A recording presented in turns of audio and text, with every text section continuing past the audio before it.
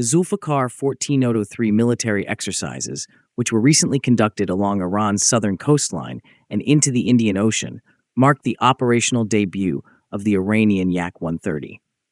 During the military drills, the Yak-130 effectively intercepted and destroyed a target drone using an R-73 missile, thereby demonstrating its operational capabilities. The Yak-130 is a subsonic, twin-seat advanced jet trainer and light combat aircraft that was developed by the Yakovlev Design Bureau in Russia. It is intended to equip pilots with the necessary skills to operate fourth and fifth generation fighters, as well as to fulfill light combat roles.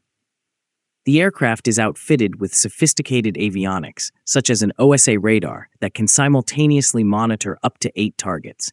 It is capable of transporting a payload of up to 3,000 kilograms, which includes precision-guided munitions and air-to-air missiles, such as the R-73. The Yak-130 was acquired by Iran in August 2023, and the initial deliveries were reported in September 2023. The 8th fighter base in Isfahan is the location of the aircraft. The Yak-130 is the only advanced jet trainer that Iran currently operates that is directly equivalent in terms of capabilities. Nevertheless, Iran maintains additional trainers that fulfill specific duties within its air force, albeit with a lower level of sophistication than the Yak-130. The Hesse Yasin, a domestically developed advanced jet trainer that has been upgraded with contemporary avionics, engines, and radar systems, is one of Iran's other trainers. Although it is a substantial advancement for Iran's domestic aviation industry, it fails to match the Yak-130's combat capabilities or adaptability.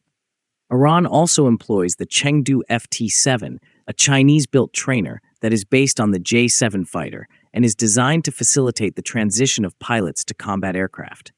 The Northrop F-5BF, a modified variant of the F-5 fighter, is also employed as a trainer. However, it is considered outdated in comparison to contemporary standards.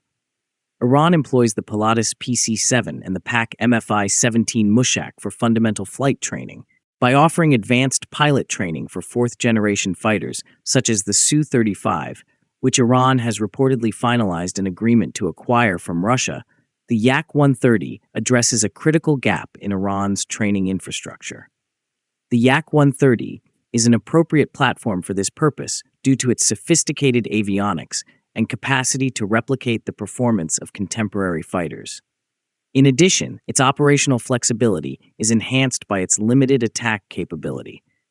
Iran has declared its intention to obtain Su-35 fighter jets from Russia, and the Yak-130 is optimally equipped to prepare pilots for these sophisticated aircraft. Although there have been murmurs regarding the presence of Russia's Su-57 fifth-generation fighters in Iran, there is no verified evidence of their delivery or operation within the country. In the event that Iran was to acquire such fifth-generation platforms in the future, the Yak-130 would also be beneficial. In summary, although Iran maintains numerous trainers, none possess the Yak-130's combination of combat readiness and advanced training capabilities. Its introduction represents a substantial improvement to Iran's air force, particularly as it prepares to incorporate more advanced fighter aircraft, such as the Su-35, into its fleet. At least 2 units have been delivered to the Isfahan airbase.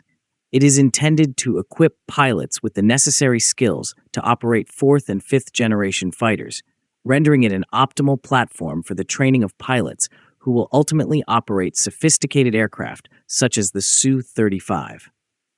The Yak-130's advanced avionics and combat capabilities significantly enhance Iran's training program, enabling pilots to transition more seamlessly to advanced fighter aircraft. However, there is no indication that Iran has acquired the Su-35. However, it is speculated that it may be interested. Nevertheless, recent rumors suggest that the veil of secrecy surrounding Iran's acquisition of the powerful Sukhoi Su-35 fighter jets is nearing its lifting.